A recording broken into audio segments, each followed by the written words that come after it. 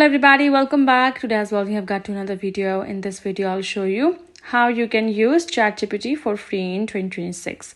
But before that, please do make sure to like our video, subscribe our channel, and yes, without any further delay, let's get started. I'm gonna go ahead and search ChatGPT right over here. You can also go ahead and get the app. All you have to do is go ahead, access ChatGPT, whether it's on website, whether you install the app as well, and you go to the search bar and you can just go ahead, type anything. Once you have typed, and then you're going to go ahead, sign, and then you can go ahead, start using it. But in a particular time, ChatGPT will ask you or give an option to log in. For that matter, go ahead, log in as well.